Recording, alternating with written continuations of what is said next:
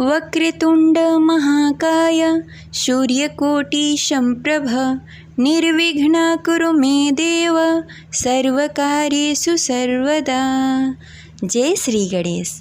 आप सभी को सावन संकष्टी चतुर्थी की हार्दिक शुभकामनाएं। आज सुनेंगे श्रावण संकष्टी चतुर्थी व्रत कथा। तो प्रेम से बोलिए गौरी पुत्र गणेश की जय। जय शिव शंभो, जय माँ पार्वती। आपसे निवेदन है कि कथा को अंत तक अवश्य सुनिए। अगर आपको कथा अच्छी लगे तो इस वीडियो को लाइक करके कमेंट बॉक्स में जय श्री गणेश अवश्य लिखें। अगर आप हमारे चैनल पर नए हैं तो इसे सब्सक्राइब करके बेल आइकन को दबाना ना भूलें।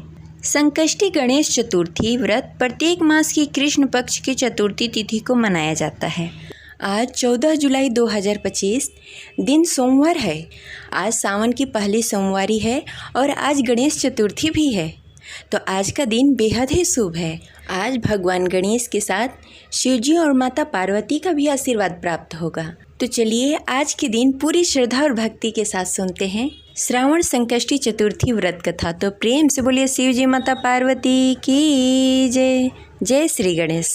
एक बार की बात है, ऋषिगण पूछने लगे, हे स्कंद कुमार, दरिद्रता, शोक, कुष्ठ आदि से विकलांग, शत्रुओं से संतप्त, राज्य से निष्कासित राज्य, सदैव दुखी रहने वाला, धनहीन, समस्त उपद्रव से पीड़ित, विद्याहीन, संतानहीन, घर से निष्कासित लोगों, रोगियों एवं अपने कल्याण की कामना करने वाले लोगों को क्या उपाय करना चाहिए जिससे उनका कल्याण हो और उनके उपरोक्त कष्टों का निवारण हो जाए? यदि आप कोई उपाय जानते हो तो मुझे अवश्य बताएं।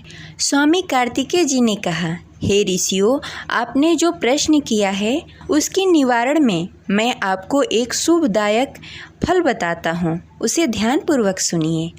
इस व्रत को करने से पृथ्वी के समस्त प्राणी सभी कष्टों से मुक्त हो जाते हैं। यह व्रत राज महापुण्यकारी एवं मानव को सभी कार्यों में सफलता प्रदान करने वाला है। विशेषता यह है कि यदि इस व्रत को महिलाएं करें तो उन्हें संतान एवं सौभाग्य की प्राप्ति होती है और उसकी वृद्धि भी होती है। चलिए मैं आपको एक कथा सुनाता हूँ जिससे ये सारे कार्य सफल होते हैं। तो प्रेम से बोलिए गौरी पुत्र गणेश की जय। इस व्रत को धर्मराज युधिष्ठिर ने किया था। पूर्व काल में राज से विहीन होकर अपने भाइयों के साथ जब धर्मराज वन में चले गए थे तो उस वनवास काल में भगवान श्री कृष्ण ने उनसे कहा था।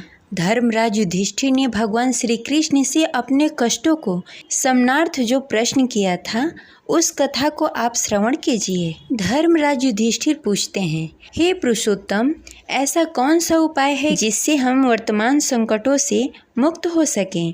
हे गदाधर, आप सर्वज्ञ हैं। हम लोगों को आगे अब किसी प्रकार का कष्ट न भुगतना पड़े, ऐसा कोई उपाय बताएं।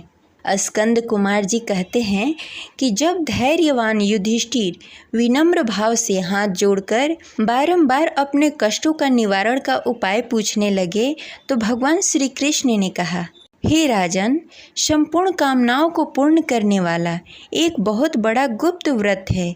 हे युधिष्ठिर, इस व्रत के संबंध में मैंने आज तक किसी को कुछ नहीं बताया, सो मैं आपसे कहता हूँ, ध्यानपूर्वक सुने। प्राचीन काल में सतयुग की बात है कि पर्वतराज हिमाचल की सुंदर कन्या पार्वती ने भगवान शंकर को पति रूप में प्राप्त करने के लिए गहन वन में जाकर कठोर तपस्या की, परंतु भगवान शिव प्रसन्न होकर प्रकट नहीं हुए। तब शैलतन्या पार्वती ने आदिकाल से विद्यमान गणेश जी का स्मरण किया।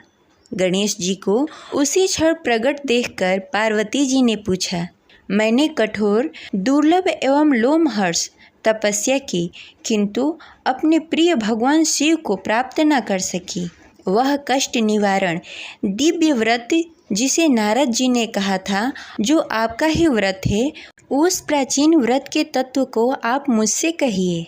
पार्वती जी की बात सुनकर तत्काल ही सिद्धिदाता गणेश जी उस कष्टनाशक शुभदायक व्रत का प्रेम से वर्णन करने लगे। गणेश जी ने कहा, हे अचल सूते, अत्यंत पुण्यकारी एवं समस्त कष्टनाशक व्रत को कीजिए। इसके करने से आपकी सभी आकांक्षाएं पूर्ण होगी और जो व्यक्ति इस व्रत को करेंगे उन्हें भी सफलता मिलेगी। श्रावण मास की कृष्ण पक्ष की रात्रि में चंद्रोदय होने पर पूजन करना चाहिए। इस दिन मन में संकल्प करें कि जब चंद्र उदय नहीं होगा मैं निराहार रहूँगी। पहले गणेश जी का पूजन करूँगी तब भोजन करूँगी। मन में ऐसा निश्चय करना चाहिए। इसके बाद पानी में सफ़ेद तिल डालकर स्नान करें, मेरा पूजन करें तथा अपने समर्थ के अनुसार सोना, चांदी, तांबा अर्थात मिट्टी के कलश में जल भरकर उस पर गणेश जी की प्रतिमा स्थापित करें। मूर्ति कलश पे वस्त्र छादर करके अष्टदल कमल की आकृति बनावें और उसी मूर्ति की स्थापना करें। तत्पश्चात षोडशोपचार विधि से भक्तिपूर्वक पूजन करें। मूर्ति का ध्यान निम्न प्रकार से करें। हे लंबोदर, 4 भुजा वाले, 3 नेत्र वाले, लाल रंग वाले, हे नील वर्ण वाले, शोभा के भंडार, प्रसन्न मुख वाले गणेश जी, मैं आपको प्रणाम करती हूँ। पूरी श्रद्धा और भक्ति के साथ भगवान श्री गणेश का पूजा करें।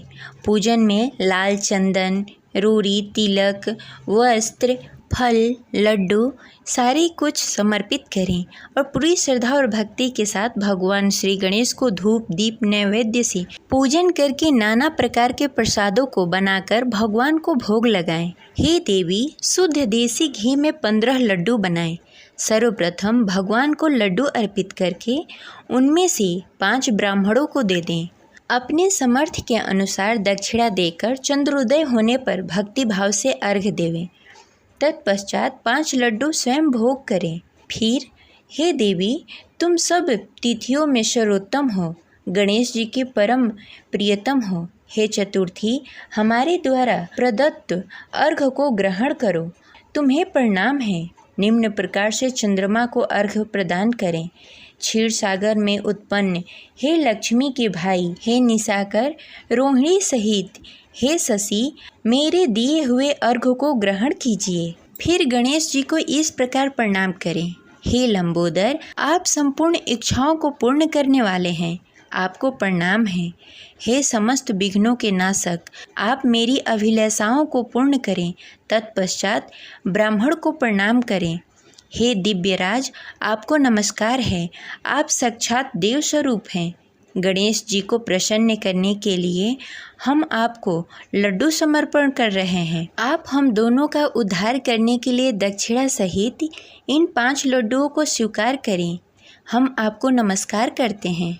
इसके बाद ब्राह्मण को भोजन कराकर गणेश जी से प्रार्थना करें। यदि इन सब कार्यों करने के लिए शक्ति न हो तो अपने भाई बंधुओं के साथ दही एवं पूजन के निवेदित पदार्थों का भोजन करें।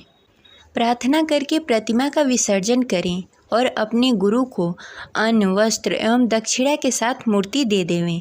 इस प्रकार विसर्जन करें। हे देवों में श्रेष्ठ गणेश जी, आप अपने स्थान पे प्रस्थान कीजिए एवं इस व्रत पूजा के फल को दीजिए। हे सुमुखी, इस प्रकार जीवन भर गणेश चतुर्थी का व्रत करना चाहिए।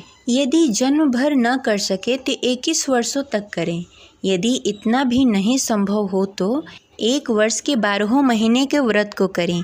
यदि इतना भी ना कर सकें तो वर्ष के 1 माह को अवश्य ही व्रत करें और श्रावण चतुर्थी को व्रत का उद्यापन करें। इस प्रकार श्रावण संकष्टी चतुर्थी व्रत कथा संपन्न हुई। प्रेम से बोलिए गौरी पुत्र गणेश की जय।